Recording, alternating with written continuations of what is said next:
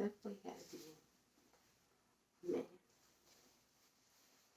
Definitely had to be a big, strong, you know, one with a lot of muscle, a lot of might that can move things. Person looks commanding. When you see the man, it gives off respect.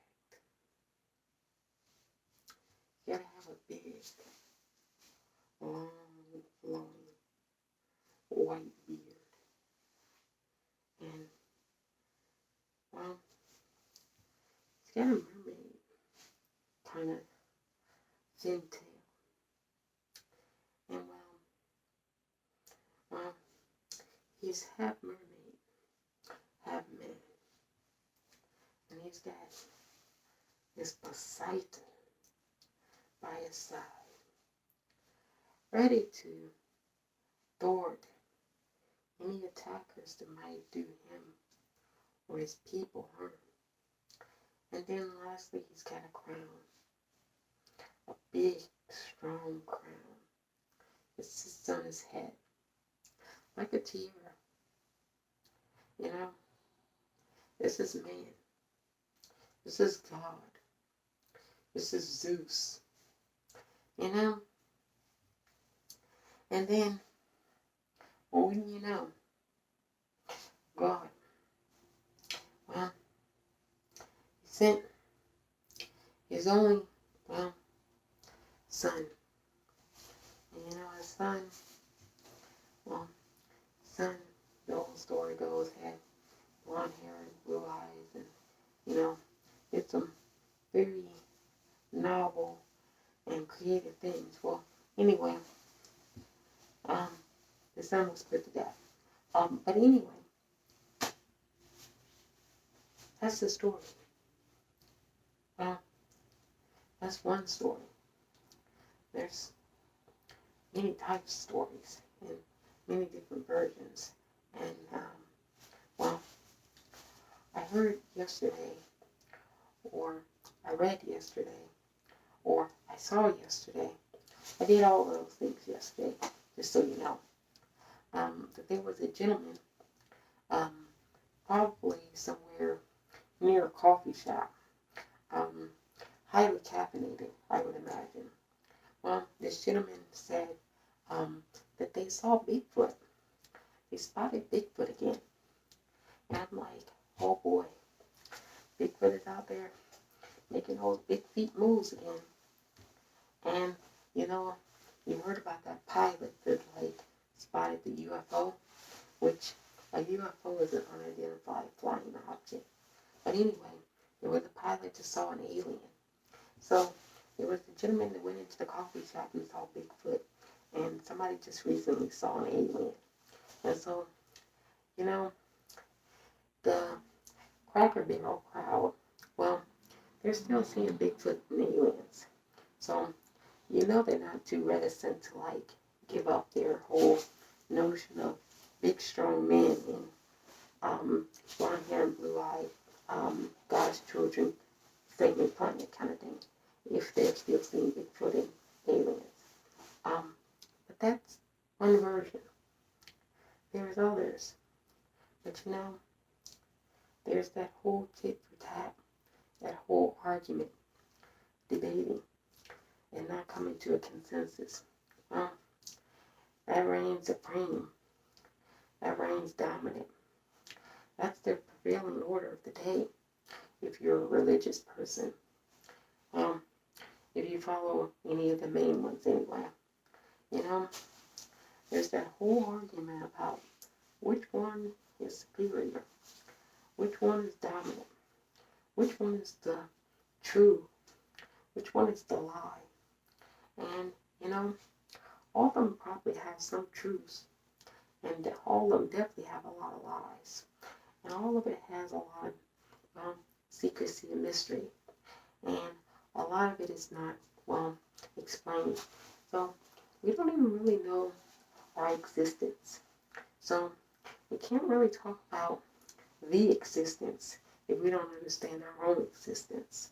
So these people that tell you they know how, well, how the Lord looks, how God looks, how this being that created all of us looks. Well, where are they drawing it from? Where are they getting it from?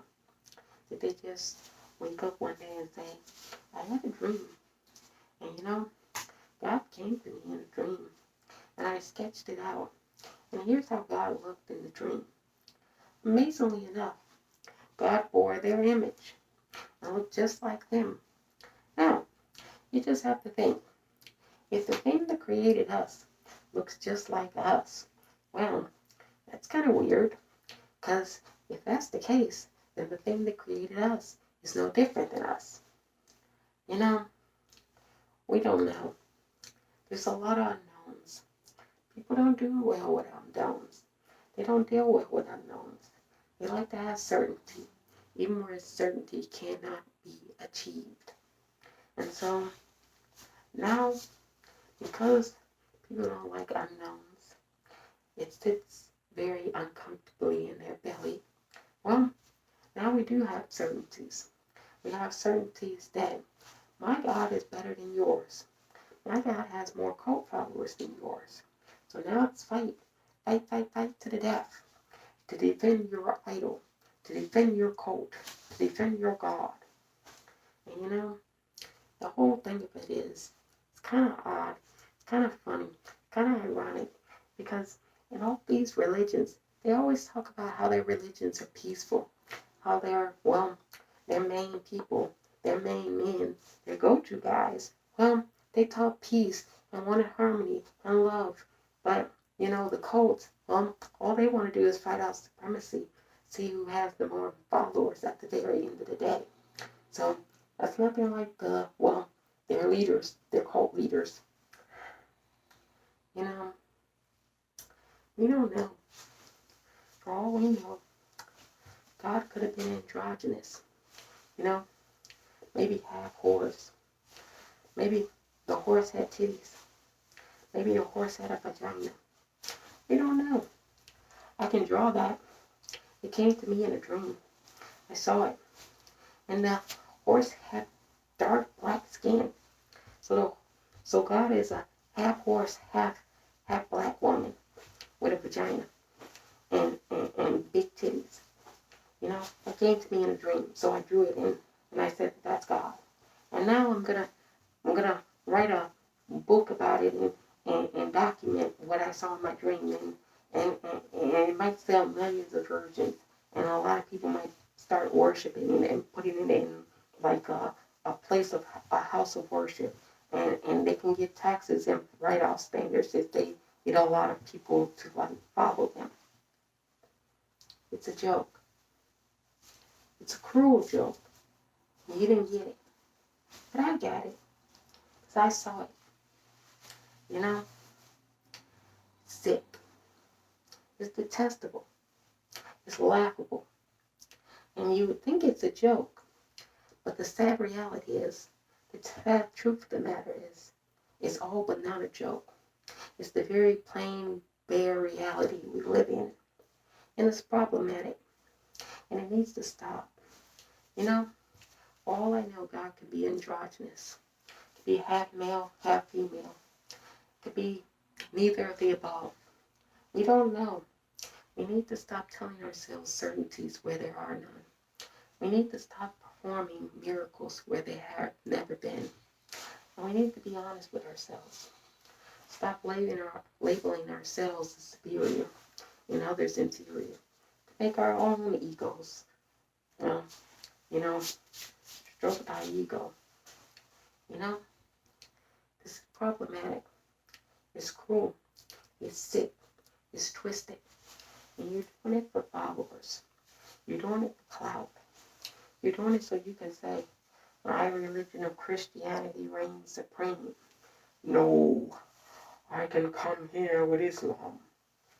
Hold up, wait a minute. I'm a Jew. What? Here I come. I do business. I don't bother anybody. Oh, but you Hindus. What are you? What do you worship? I worship the sun and the moon.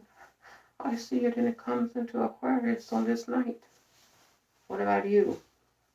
Well, me, I worship my body. Look at how strong I am. I'm a god. I'm a goddess. You know, there's a lot of people that worship a lot of things. There's people that worship like ants. People like ants control a lot of things ants do. They do better than humans.